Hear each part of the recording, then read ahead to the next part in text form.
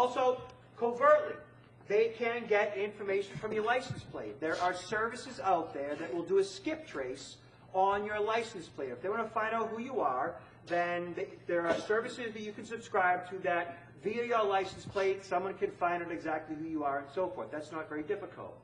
Also, intercepted cordless and cellular transmissions.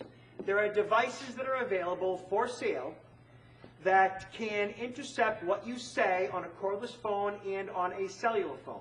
Now, a lot of these devices are very expensive and high-tech that counter some of the higher technical digital transmissions that we have today, but still, that technology is available.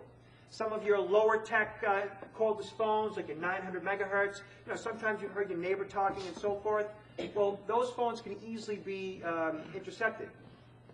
Also, something called Star 38, which is also known as caller ID spoofing. How many of you look at the phone before you say hello to see who's calling you, to check your caller ID? A few of you? Many people check caller ID to look to see who's calling them before they say hello. Well, understand that the information that shows up on caller ID is not fully secure, that information can be manipulated, that there are services that one can subscribe to that will alter and change what shows up on your caller ID. Caller ID spoofing services are available for 3 cents per call. And you can change anybody's caller ID to say whatever you want it to say, which means that you can pose as Publishers Clearinghouse. And you can make a phone call and say, this is Publishers Clearinghouse, you've won Publishers Clearinghouse. Well, what do you mean? I never even subscribed. Well, maybe one of your kids did because Ed McMahon's going to be there tomorrow with the big check in balloons. And someone is going to believe that if they make 100 phone calls, chances are 2 or 3 people are going to go, okay, great. And then what they say in that process is, okay, in order for you to get the money, we need your bank account information, your credit card information, your social security number, and you're going to have $10 million transferred to your account by tomorrow morning. And there are plenty of people out there that will fall for that. So don't always trust what shows up on caller ID. And then something called peer-to-peer file sharing. For those of you who are computer literate, that you use a PC all the time, you might have heard of peer-to-peer file sharing. Well, what this is, it's software that's readily available, it's for free, and many of the kids are using it today. It's software that allows them to download free music and movies and software and photographs and all kinds of stuff. Free stuff from all over the internet. This peer-to-peer file sharing programs, they essentially are set up so that it shares the information on your computer with information on other people's computer and vice versa. So if somebody else has all kinds of music and movies and software and videos and all kinds of fun stuff, well, you can download it from their PC and they can download stuff from your PC, peer to peer. Well, the problem with this software, while it allows users to exchange and trade in music and movies and software, it also allows them to exchange in files, which means taxing information, password files. So if you have files on your computer that are labeled password or taxes in the description of that file name, and somebody on a peer-to-peer network searches the word passwords or taxes, chances are they're going to find somebody's computer out there on the internet that has a peer-to-peer file swapping program running that has a file that says passwords or taxes on it. And instantly you will download that person's taxes. If I had time, I'd do it live. That is a real problem because all day, every day, you can find live people's information, their current taxes, everything they're doing, usernames, passwords, banking information, right off of their own computer that they're sharing with the world. Now, those of you who have computers, and if you have kids that are using those computers, this is something you want to be aware of, especially if you have kids that have iPods. Because if they have iPods that are full of music, but they have no money, chances are they're downloading free music off of a peer-to-peer network. And if they're using your computer to do it, that's a problem for you. So you want to eliminate that behavior on your PCs. Let them have their own PC. You don't want them doing any funny business on your computer. Let the kids have what's called the sandbox PC, the one they play in. And your PC is for the stuff that you do, for the surfing the web you do, for your financials, for storing your personal data, and so forth.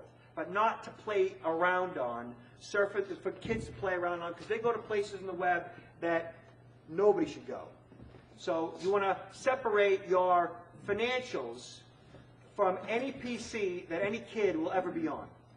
Okay? And to determine if you have peer-to-peer file sharing programs installed on your PC, one of the best ways to do that is really to go to, and for those of you who are getting this, is to go to your Start menu, go to your All Programs menu, and search through your All Programs, so you see all the different programs installed, and then you go to the net, and you search out the name of each of those programs that are installed. You literally type in, what is, at Google, what is BearShare, which is the name of one of these programs, if you see BearShare listed on your computer. And then you'll see right off the bat what the name of that program that's installed on your computer is.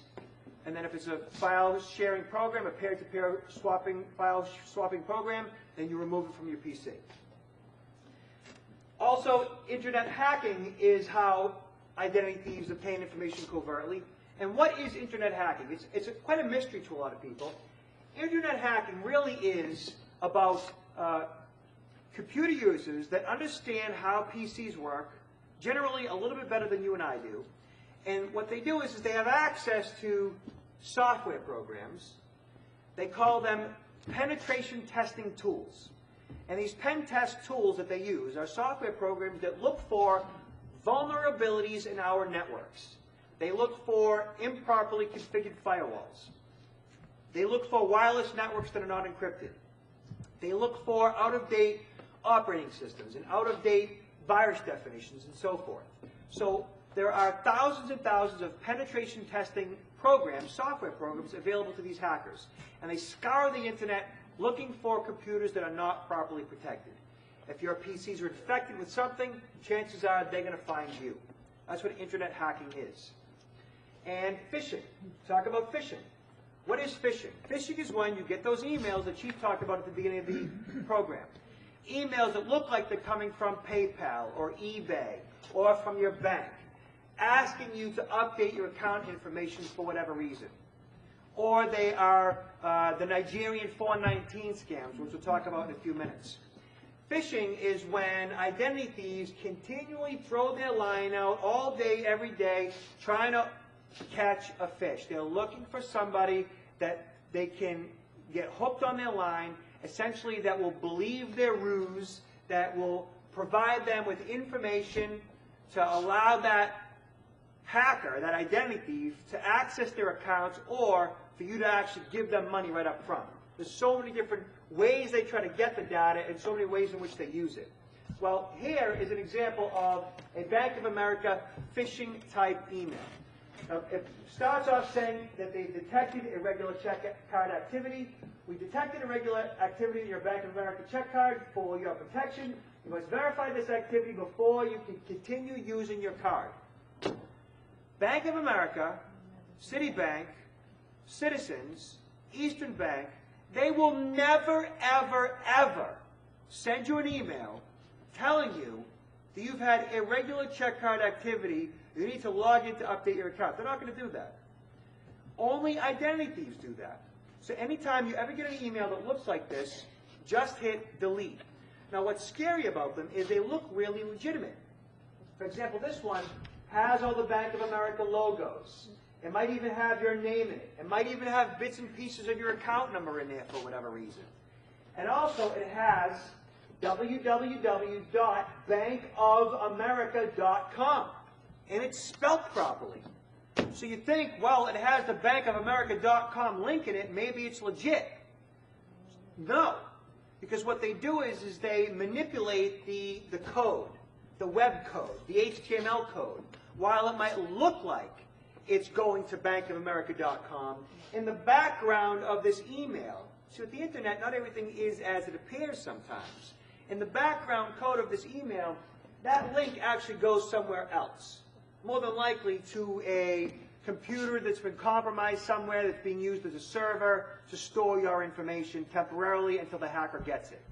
So the reality of it is, you get an email like this, just hit delete. Here's another example from Citibank. In January, Citibank had to block some accounts on a system connected with money laundering, credit card fraud, terrorism, and check fraud activity. Click here to log in to prove you're not a terrorist. Yeah, right. The problem here is once you click on that link, okay, once you click on that link, you're leaving the safe haven of your computer and you're heading out to the wild, wild web and you're going to a spoofed website. Now the spoofed website looks just like Citibank's website, or Bank of America, or PayPal, or eBay, or whoever. There's nothing different about this Citibank website than the real Citibank website. The reason is because what the identity thieves do is they take all the code, all the web language, the HTML code, they download it to their own computers, they make a few minor adjustments, and they upload it back to the web, to a different server. They give it a real domain name. This one is CITI, 212.187.52.com. So it has the city word in it, which is another ruse to get you to click on some links, right? So the website looks very legitimate. Has all the logos, all the pretty colors, everything looks like it's in order. There's no misspellings, it's all good, right? What's even scarier is that all the links work. They all do what they're supposed to do. Meaning that if you click on Contact Us, that link will bring you to the contact page for Citibank with all their phone numbers. You understand? If you click on Open Up Account, it'll bring you to a page to open up an account with Citibank. So you're thinking you're at Citibank's website.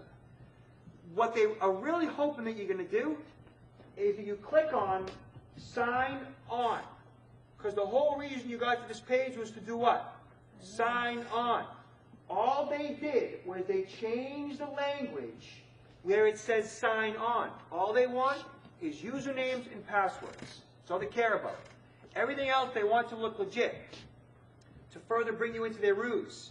So they just change a little bit of code, you sign on, they own your account. All you got to do is what? Hit delete. That's it. Some of you play around with the emails, you look at the code, you go to the background, you forward them to the different organizations. That's fine. What I would recommend you do instead is to just hit delete. Don't waste your time. Just don't play around with these emails. Sometimes, if you start clicking on certain things, you can open Pandora's box. Some of these emails have been known to have destructive payloads in them. Once you start clicking on certain things, you start downloading files to your computer without you knowing about it.